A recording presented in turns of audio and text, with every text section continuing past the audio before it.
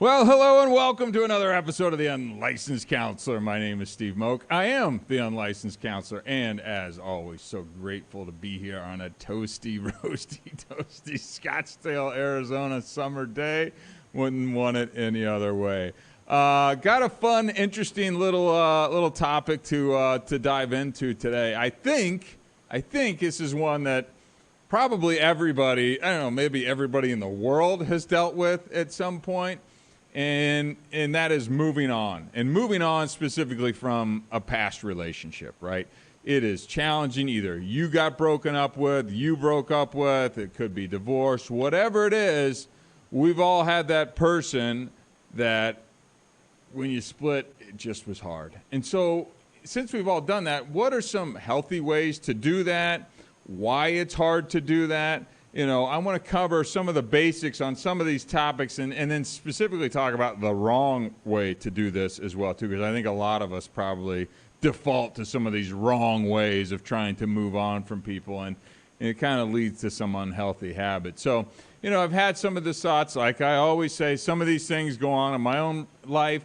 This one certainly has been a topic that I've had to deal with. I've been very open and straightforward about the fact that, you know, I got divorced, 2 years ago, and kind of what that looked like in my life. And, you know, as you start to get a little time and distance away from some of these things, you get more clarity around some of these ideas. And I like to think that I've done some healthy kind of coping and counseling to kind of help process this. I want to take some of that and share it back out to everybody in the world. Because, again, I think everybody in the history of the world has probably loved and lost or broken up with or been cheated on or had to move on in one way, shape, or form. So I thought that'd be an interesting little topic that we should all probably put our mind around for a few minutes. But before we do that, I want to start by saying a thank you to our sponsor, ShareTech. This is the industry-leading at-home drug and alcohol screen. Go to betterdrugtest.com. If you need to pick up an at-home drug or alcohol test, ShareTech is the test that you need to be using. So, again, go to betterdrugtest.com. You've heard me talk about it before. It's the one that I personally use and the one I recommend out to all of our listeners as well, too. And a big thanks to ShareTech for always being a sponsor from us from day one as well, too. Next thing I like to plug is the Youth Drug Abuse Prevention work. This is the nonprofit work that I actually co-founded an organization with, something I'm very passionate about. As I always say, there's only one way to prevent drug and alcohol abuse, and that is to never start. Visit thestopstartshere.org. Give us a follow at Hard Stop Official on all the usual social media channels. You can find us. We're just pushing out some new content as we speak. We're actually talking to some of the other co-founders about rolling out a podcast as well, too. The feedback that we're getting around this from parents is we need more education. We need more tools on how to do this, right? We got the school year getting ready to start. Give us a follow at a Hard Stop Official, but check us out at thestopstartshere.org. And last shameless plug for the Unlicensed Counselor as well, too. Give me a follow, all the usual social channels. Go to YouTube. I spend a lot of time on Instagram, and I post a lot of the clips from the show. If you don't have time for the whole show, you can find a lot of the clips on the YouTube channel and on Instagram as well, too. I am putting together a little speaking tour that I'm going to be working on as well, too, and been doing a little more writing on the book. The book. Man, you get these goals, and we've talked about goals on this show and kind of getting this thing done, and it's work. It is work. You know, you've got all the ideas, but sitting down, time, blocking out all the other things that are going on in your life and really nailing this book out. A labor of love, as they say, but hopefully we'll be bringing that to you very shortly as well, too. So let's talk about moving on, right? So let's start with why moving on from past relationships is healthy, but why is it so dang hard to do, right? Like, it just hurts. Right? Why is that?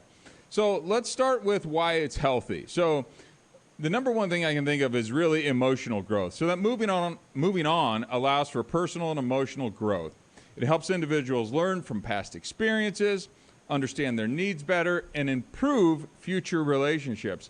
And that's something that, again, I always reference in my own personal life that I've really taken from this last relationship. It's not that it was so terrible or anything like that. It was just two people that grew apart, and by the time we got together to try and save it, we were just a little bit too far gone. But the work that I've put in on this to hopefully get ready for the next relationship is kind of what has me excited for the future. I don't think I ever really put in the time when you either break up or boyfriend or girlfriend and you date and you just kind of go your own ways.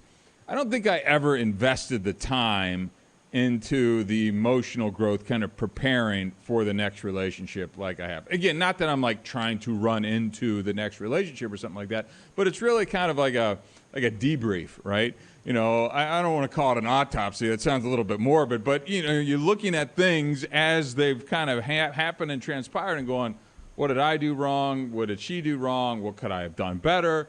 And how do I get ready? And I do think that's a sign of maturity and that emotional growth that really can, hopefully will, fingers crossed, set me up for better success in the future as well, too.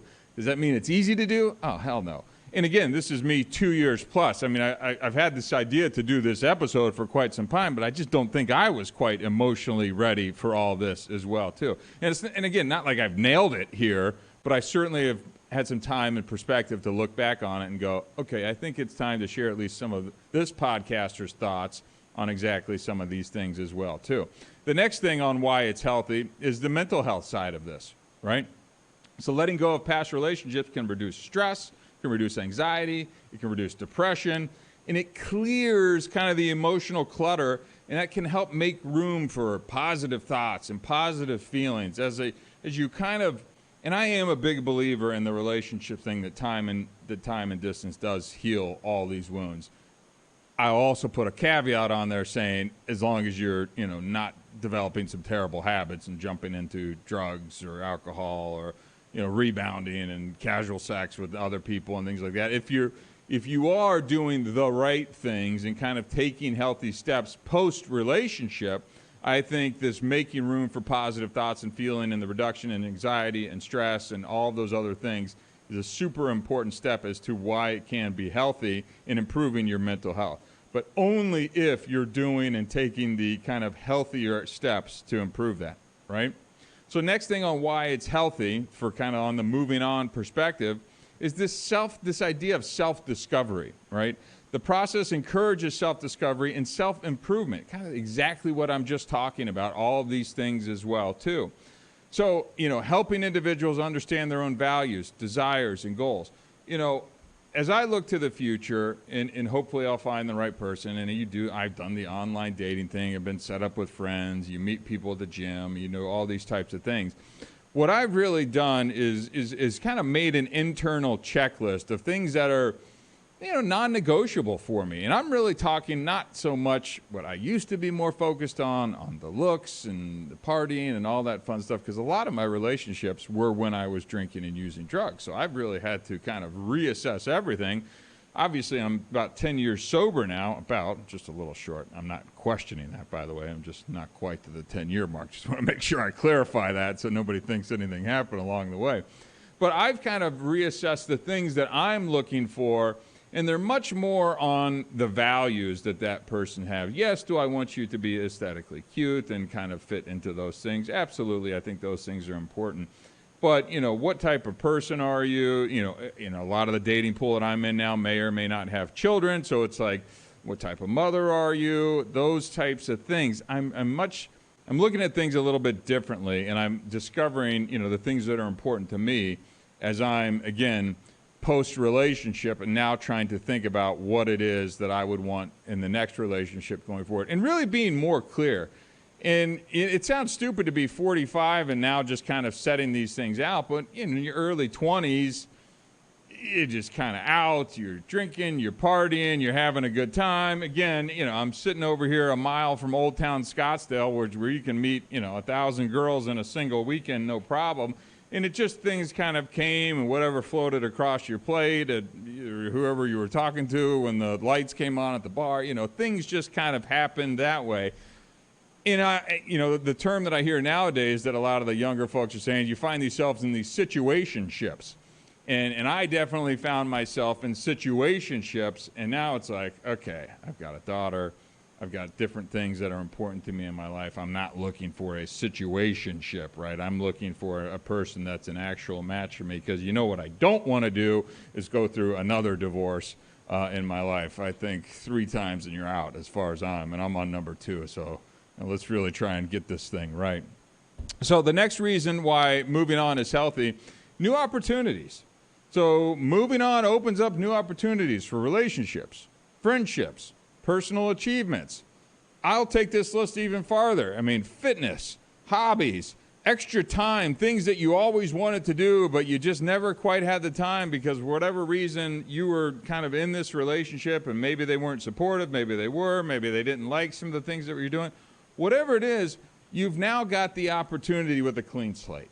You get to start over, you get to wipe the slate clean, and you get to decide the next steps and what your future looks like.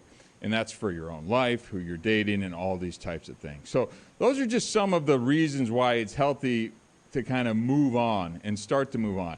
Doesn't mean it's easy, doesn't mean it's going to happen overnight, but if you can start to think about these things, and maybe you're one of those folks you just got broken up with, maybe you're just about to break up with somebody. I mean, that stuff's hard. I don't wish it upon anybody. It's challenging, but these are some of the things and ways that are hopefully you can think about as you're going through it to help you start to get into that next direction. I would also say go easy on yourself. Give yourself a little bit of time as you kind of go through some of these breakups, whether, again, you're doing the breaking or if someone's breaking up with you. But let's talk about why it's hard. I think we all know that it just hurts. It makes you sad. Sometimes I've seen a lot of, I'll just speak to the guys that are out there. Some guys take it really tough and, are very emotional and like deep and they put on the music and they get sad and all these things. And some of the other guys just kind of bounce right back, or some of the other guys just kind of develop some other habits around drinking or drugs or girls or hopping around and, whatever it is. But it's hard when you go through a breakup, no matter what side it is. And I think the number one reason why it's hard is just that emotional attachment that you have. Those deep emotional bonds make it difficult to detach from someone who was once a significant part of your life. It's just that plain and simple. I mean, you went through things together. You shared a life. You moved in together. You took trips together. You shared things with that person that maybe you've never shared with anyone else before. I mean, that's not insignificant. And it's not something that you do casually with a lot of people, or at least I don't think most people do. So that emotional attachment and now healing from that emotional attachment, that's really challenging stuff. So go easy on yourself. It's hard. Everybody experiences that. But then we'll get to kind of the healthy ways to move on past this. But let's just discuss a little bit more why exactly it's hard. The next thing on the list is it's fear of the unknown, right? You don't know. Uncertainty about the future and the fear of being alone can make it hard to move on. Look, I got divorced at 43. I now have a daughter for the first time, and it's like, oh my God, like, what? I didn't anticipate this. Honestly, none of this it was like I'm a single dad now. I'm starting over again. Who am I dating? Where do I go? Like, I'm still kind of shook. And I did the filing from the divorce in this relationship, and it's like, I'm still shook up, and it was really hard and challenging and flustering of the mind and the roller coaster of thoughts and feelings. I'm depressed, I'm angry, I'm sad, It's like, whew, boy, there's a lot of things to process as you do this. And just that fear of the unknown. What is it going to look like? Am I going to be single the rest of my life? I don't know. Who am I going to be dating now? I mean, I don't know what any of that looks like. I don't drink or go out to the bars anymore. Where am I meeting people? Am I now just going on the apps? It's like, oh my gosh, that just seems overwhelming and daunting. So I get it. The fear of the unknown is really why it can be hard to move on. Now, the next thing is this idea of your comfort zone. So people often find comfort in the familiar, right? I'm a big fan of routines and within the relationships. Even if they are no longer healthy, you still kind of just know where you are at in these things, and you just find that comfort in that routine that we have, that safety, kind of like this little nest. And now you're jumping out of that, or you're throwing everything away, and you're just going to say, what the heck? I'm now out of my comfort zone, and now everything is hard, right? Everything is hard. Now I've got, maybe you were splitting finances or rent and different things like that. I mean, all of these things are now new and challenging, and it's scary. It's scary. And underneath that scared is just that fear, right? There's just that fear that kind of sits there, and you're just like, oh boy, what am I going to do now? And I get that. Now, the next one, and this is one that it's a little vulnerable to even say, but for a while, these thoughts run through your head, whether it's rational or not. It's that hope for reconciliation, right? Again, I don't say that I'm the one who filed for divorce to take any type of position or anything, but it's to say the fact that even as the person who did that, you still second guess all of these decisions that you made. And you hold on to almost this hope that it can be revived or improved, and it can prevent that closure that really needs to happen. And again, guilty as charged, and it's because it hurts. You're just not sure. You feel like you could kind of fix it, or you've got this new perspective on these things. All of these ideas are kind of flooding through your head.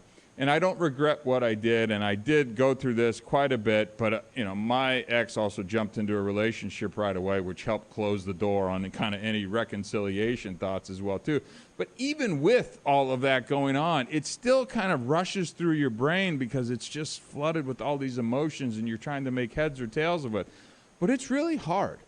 And it's hard because you're just got this thing that once I move on, then it's over. Like the closure, it's finished. We're not going back. And there's somehow, some way that if you like leave the door cracked a little in your mind that maybe, just maybe she'll come back or I'll come back or things will change or she'll see I change or she changed or something like that, But really that door needs to be closed. When and if people get back together, so be it. I'm no one to judge on how those things go, but why it's hard is when you got that little twinkle of reconciliation in your brain. I know that can really kind of prolong the healing process. I'm speaking from experience there. And again, my situation was just like, well, that's not going to happen. She dated someone else. But it's like you still get these weird things in your head that you just kind of hope. And you hope. And it's like, oh, man, that's healthy. I needed to close that door and start to move on. Because as soon as you really close that door in your mind and it is closed, that's when you can really start to get forward. When you got one leg in and one leg in the other side kind of hoping, that makes progress really hard. So, all right. Next thing I want to talk about, and these are more of the ways I was formerly much more comfortable with, the wrong ways to move on or the unhealthy ways to move on. Basically, you just follow me around Old Town Scottsdale, for a couple months post-divorce or post-breakup in a relationship, and you can see exactly what not to do. But since I do not participate in any of those old behaviors, I'll simply list them out for you on the podcast here today. But the number one thing to do is just suppressing your emotions, right? Avoiding or ignoring feelings that can lead to unresolved emotional issues and mental health problems. Don't stick that stuff down. We're guys, I'm speaking to guys more. I mean, I think, by nature, women are much more expressive and supportive and understanding of the emotions. But as guys, how you doing? I'm fine. You just went through a divorce and you lost your house and you got custody 50-50 with your ex-wife. I'm fine. Fine, right? Really? And I'm sure a lot of you have heard what FINE stands for. It's F, insecure, neurotic, and emotional. We try and keep this show clean here, but if not, Google it. That'll help you. That'll help tell you exactly what's going on, right? Look, it's okay to express that you're sad. I'm angry, I'm sad, I'm everything all at once. I felt that feeling a lot. It's just mad at myself, mad at her, mad at everything else. Really, again, that underlying thing is just I'm scared. That thing, I'm scared underneath. I don't know what's going on. Maybe I made the complete wrong decision. And it's okay to share that. I would not suggest, going out to Old Town with your buddies and doing a bunch of shots and talking about this, but under the right ways and circumstances, maybe with your counselor, maybe your friend, maybe with your clergy, whatever it is, I think it's a healthy thing to do and needs to be done in order to really help move you forward throughout this process. But suppressing would be a wrong way to do it. Next thing, the old rebound, right? The old rebound. Jumping into a new relationship too quickly can fill the void to prevent proper healing and leading to further complications. And then I would also say stalling your forward progress and stalling your healing process as well, too. This is something that I was a habitual rebounder in the past. I made a significant effort when I post-divorce this time to not do that because I knew me enough. I knew me well enough to go, I know what you're going to do. You're going to jump into something and use sex as a way to kind of coast through it because you don't drink, you don't use drugs. You can use sex to kind of make yourself feel good and kind of get through this without actually dealing with the hard, crappy stuff that's sitting under there that really needs to be pulled up and talked about and discussed so that you can properly move on. And rebounding is just the ultimate way to do that. And people said, do guys do it more or do girls do it more? I don't know, and I don't care. it's just not the right way to do that. And that's not even me taking shots at my ex or anything like that. You do what you do, but there are certain patterns, and I've seen people who habitually do this. And you know what's interesting, you know, when I see those people a year later and they still don't feel, maybe, you know, obviously those relationships rarely ever kind of work out. That rebound one, right, doesn't really tend to work out for the most part. And then I'll see those people a year later, 18 months later, 2 months later, and you could still feel it. You can almost feel that they haven't processed it, that they're still kind of stuck in that place that they were right when that happened, because it's because they haven't processed that stuff. It's because they've been sitting there just going, I'm just going to throw my emotions into this next person as a way to not feel and not have to deal with that stuff. Totally normal, not very healthy. So if you are a rebounder, or maybe you're getting ready to go through that divorce or breakup, think that the rebound approach isn't necessarily going to be the one that helps you long term. May help you short term, but it's not going to help you long term. And here's one that just needs to be said as well, too, is that stalking and obsessing, right? Continuously checking the ex-partner's social media or trying to stay involved in their life can prolong that healing process. I would say it doesn't even let you start the healing process. You know, delete that person from your social media, right? I changed my ex-wife's name back to her maiden name. I mean, I created the separation both mentally. I don't have all of the images and things. I mean, maybe it's a picture of her and her mom at the house and stuff like that. You know, but get rid of the social media and do whatever you have to do to not fall into this pattern of obsessing. And certainly, obviously, not on the stalking front as well, too. And I that was not something I ever had, but man, the stories that you hear about people and the stalkers and things, that is super scary stuff. And if that's going on in your world, please find some legal advice, or, you know, even talk to the police or whatever it needs to be done. That stuff gets serious and can escalate very quickly. I'm more talking about just the obsessing. I understand the obsession of the mind of, like, you've just broken up with her, or you've now broken, and maybe they're dating somebody else, and it's like those thoughts running through your head. It's super unhealthy. I think it's actually fairly normal early on.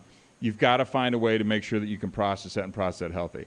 You know, it was one of the reasons why I got super involved in my gym, you know, why I really enjoy the yoga. It takes my mind away from spinning and focusing on those things that were really kind of disruptive, you know, makes you sad, angry, frustrated thoughts. Find outlets to do something that gets your mind and pulls it away from that. And then just know and trust that in time and some distance, those things will gradually slow down. But understand that there will be a time and a period where your mind probably will spin on those things, and you've got to find a way. Again, use a gym, use exercise, use something else healthy, journal, I don't care, whatever it is, to kind of keep you from spinning and going down in those dark places as well, too. And the next thing I think is pretty obvious as well, too, and it is the substance abuse, and that's drugs or drinking.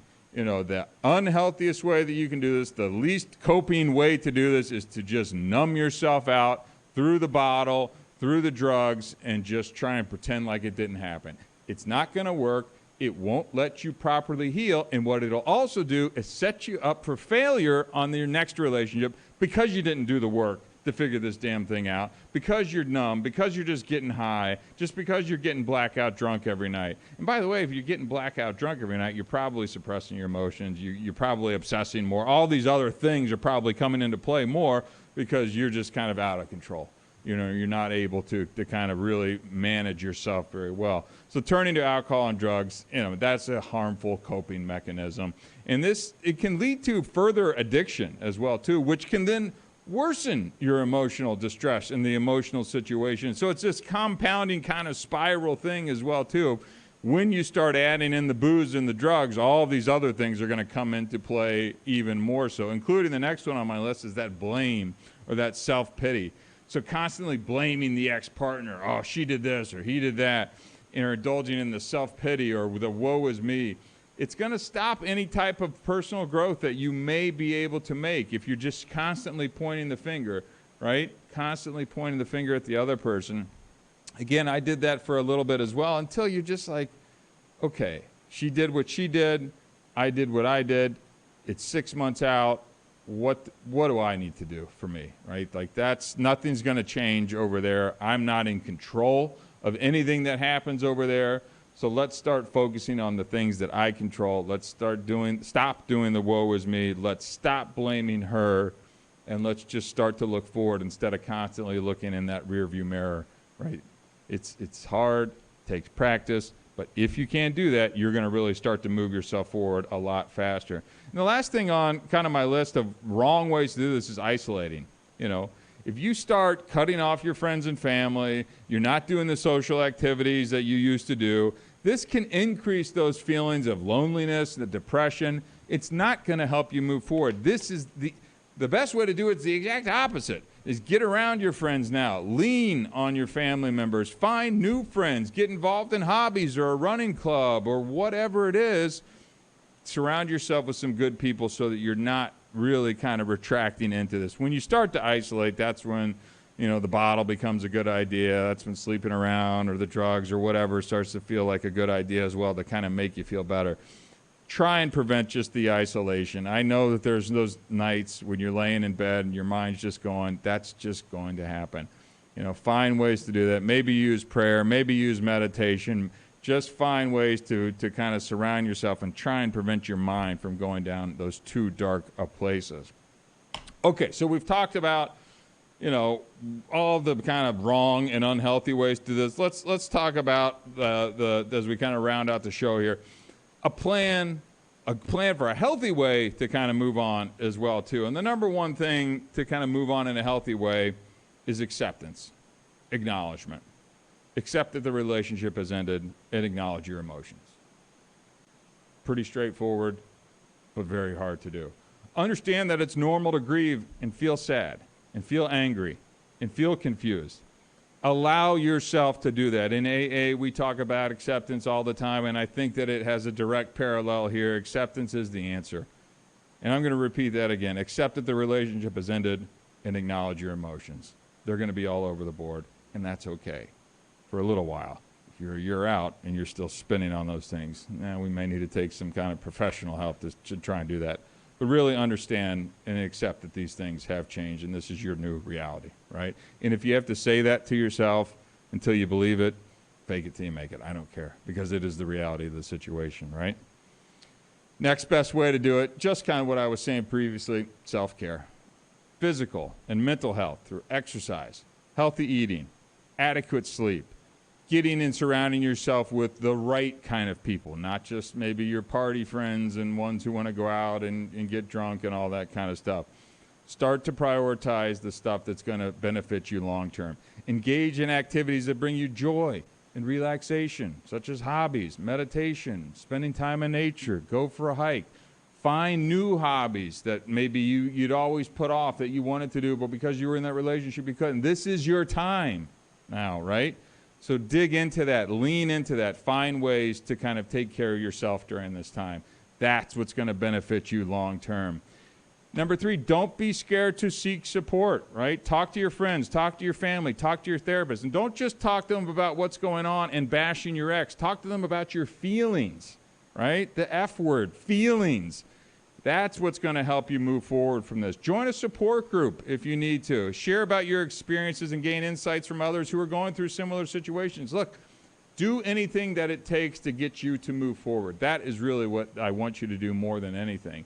Don't be afraid or shy to do this. Staying stuck post one of these breakups is not going to benefit you long term, and it's just going to prolong you on the healing process as well too. I would also encourage you to set some goals. Focus on your personal growth by setting short-term and long-term goals, right? You know, that's something that I've done. You know, I started a new business, I started a podcast, I've done all these different things, but I had some goals about how I wanted to do things differently because I've now hit the reset button and now I get to design my life in the way that I wanted to do it. Not that I couldn't do it necessarily with her, but this forced me to do it because I didn't really have a choice. So use this time to pursue new interests, career advancements or educational opportunities. Go back to school. Get the master's that you always wanted. You know, do whatever it is that you need to do to help set yourself up for the future, right? Next one is really important as well, too. Limit contact. So reduce or eliminate contact with the ex-partner to create emotional distance. I know it's easier said than done. You've got custody situations, you've got some bills and some things that you still kind of have overlap to.